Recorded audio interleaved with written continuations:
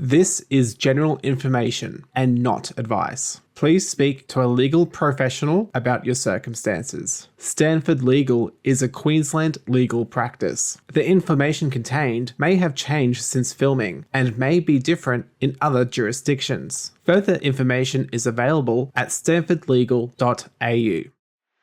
Hello and welcome to On the Couch with Steve, a podcast where we help you navigate the often complex world of buying and selling real estate in the Ipswich and surrounding areas. I'm Steve Athanates. I'm the owner of NG Real Estate here in Ipswich and a couple of other places around the joint.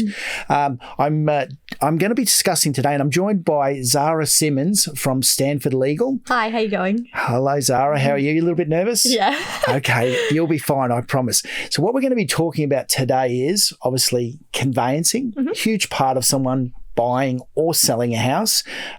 Doesn't so much affect renters, but if you're buying or selling, you generally speaking, you need the assistance of a conveyancer. Correct. Now, obviously, you are a division of Stanford Financial. Yes, I am the head of the property law division at Stanford Legal. So I oversee pretty much every file, and I have my little team, and we work together to get the best results for everyone. Beautiful. Very officious title. Head of property management of legal conveyancing. Yes, yeah, it's literally just property law in general. So majority of it is conveyancing, like you said, because buying and selling is so prevalent. But we also handle the odd property disputes and things like that. So anything property related, I'm usually a girl. Lovely. Good to know. Now, obviously, at NG Real Estate Ipswich here, we basically transact, generally speaking, it's 2 properties every single day. So we're obviously selling huge volumes of properties. So for us, not uncommon to sell 60 plus a month. Yeah. Now, in your business, you're obviously dealing with real estate agents across the board.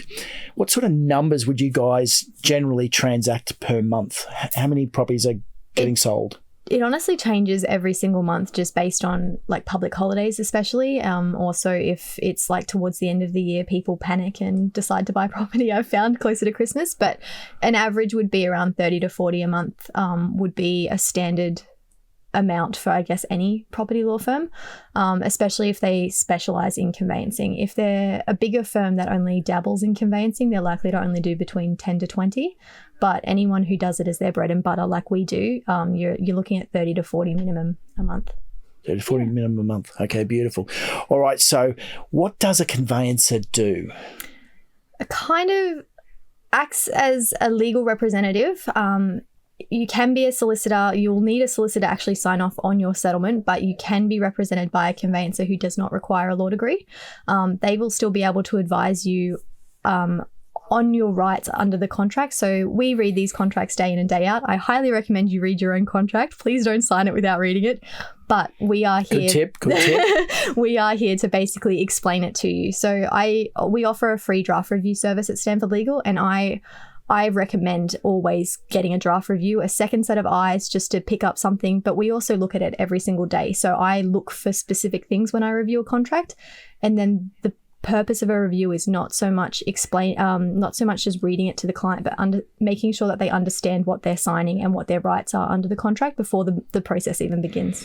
Okay, so obviously I'm a real estate agent. I'm selling a house, someone's buying it. Mm-hmm. So as a seller, you need representation. Correct. And as a buyer, we also need representation. Preferably from 2 different law firms, because otherwise there's a massive conflict of interest. Yeah, well, some companies do offer it to both. It's very risky though. Yeah, I think so too. Yeah. So let's say, okay, I'm selling a house this weekend. The buyer comes along and says, okay, I want to buy the house. I'm saying, look, do you have a legal representative that's going to assist you in this matter, a conveyancer? They say no. Mm-hmm. All right.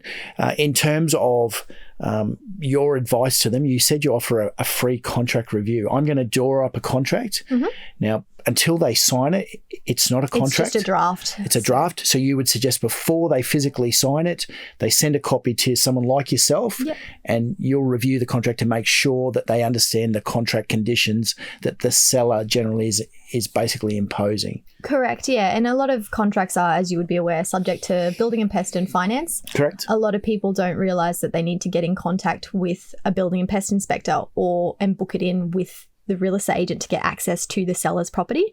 They True. also don't realize that they need to go and speak to a bank to actually get financial approval. Correct again. And sometimes they'll get the financial approval and they'll think that that's the contract condition satisfied. They're actually two separate things. You need to still satisfy the condition under the contract as well as getting the approval from your lender. So my job is basically just to explain it to clients, make sure they understand it, make sure they're happy with it, and then proceed on that basis. No, and obviously some people have certain requirements that they need to take in consideration. So potentially how long they need to obtain, how long they need for a building and pest clause, how long they would need to obtain finance, and then when they'd like settlement to occur. Okay, so as a buyer, do you get a say in that?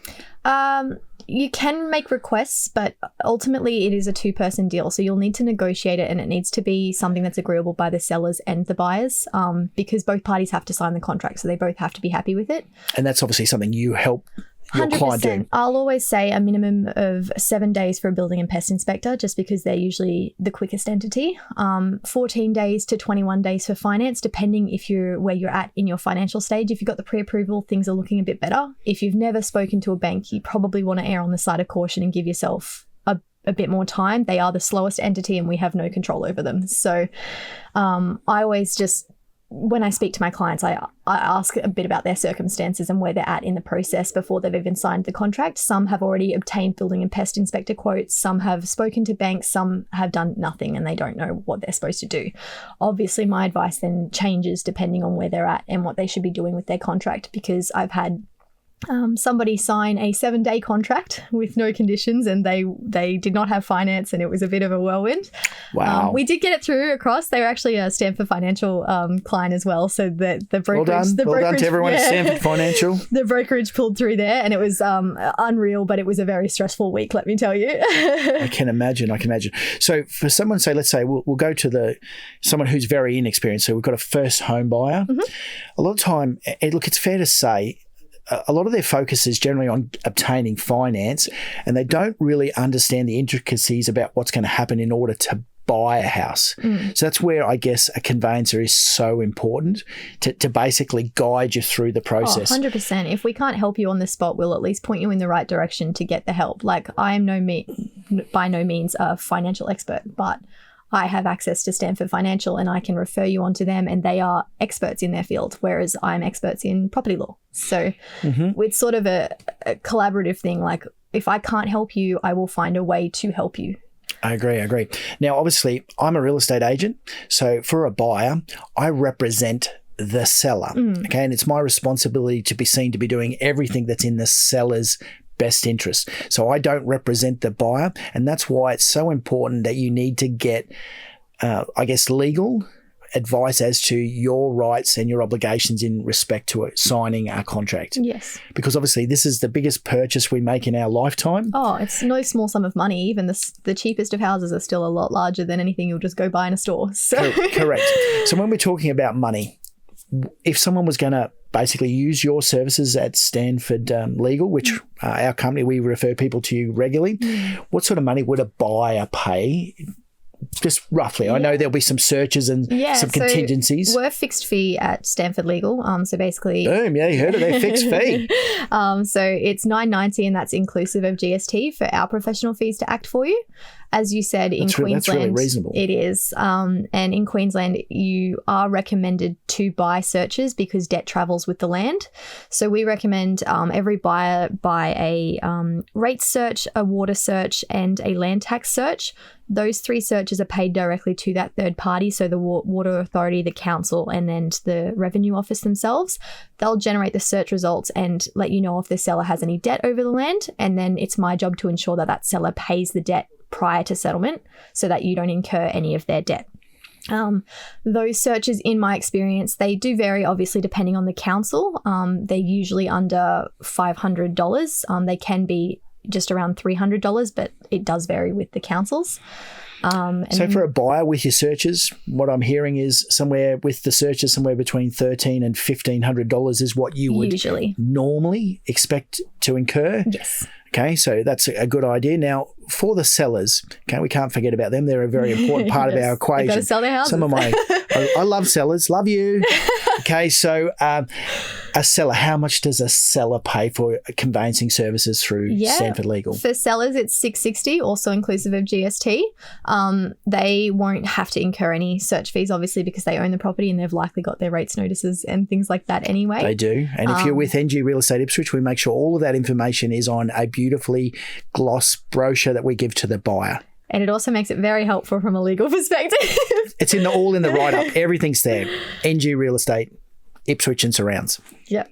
And so the sellers have it a little bit easier than the buyer because they don't have to book in appointments and anything like that. But you do definitely still need the solicitor or conveyancer's help, because if your buyer makes any requests, you want to be able to understand your rights and whether you want to accept, reject or counter offer that request. And obviously that all comes into play during the course of the conveyance. Beautiful. So I guess the moral of the story, whether you're a buyer or a seller, you need to protect yourself. Oh, always. And make sure your rights and your interests are protected. So the best way and the only way to do that is to engage a professional like Stanford Legal to assist you in that process. Is that right? Yes, correct. Okay, so why would, and this is the big question, why would someone use Stanford Legal? Well, I like to think that we're the best, but that's me being biased. Look straight down the barrel. Stanford Legal, the best in conveyancing. There it is. You heard it here on the couch with Steve. But no, we are a white glove service and we pride ourselves on it. We basically are with you from the get-go to the very end. And then even after a matter of things pop up, our clients are the most important to us. We have 5-star reviews on Google and we're very, very proud of it because we treat our clients like family. We get what they want. We act in their best interests and we are quite reasonably priced. Beautiful. Now, the biggest thing that we see, and I've been selling real estate here in Ipswich for coming up to 26 years. The biggest issue we find during this conveyancing sale process is people get very stressed. Yeah. Very stressed. The buyer's stressed, the seller's stressed. It's a big part in both of their lives, though. Yeah. A movement in their lives. They're moving their current they're just uplifting everything and turning their life upside down. Now, as any time when you're stressed and you need information and you need advice, you need good communication. Mm-hmm. Now, over that 26 years, with some legal firms and some conveyancers, we have clients who are literally ripping their hair out because they can't get onto their conveyancer, their solicitor. They can't email them. When they ring, they leave a message and no one returns their message and they just get stressed, more and more stressed until they're ready to pop or start yelling. I've had clients who have come to me from a different firm because they couldn't get a hold of their previous solicitors. Yeah, it's really sad. They ended up being fantastic clients, but they were just so grateful because they'd come from a horror story and like I wouldn't say I did anything exceptional in that file, but to them it was exceptional because because they could communicate with you. They could contact you. Exactly. I'd pick up the phone or they'd send me an email and I'd get back to them like as soon as I read it. So it's the whole business, you would understand as well as an agent. It runs on communication. I need to communicate with you. You need to communicate with the clients. I need to communicate with the clients. And then that's the only way it's going to get to the finish line. And it's a good point because what people don't understand is once a contract is signed, all the requisitions or changes to a contract need to be basically formalised on a contract.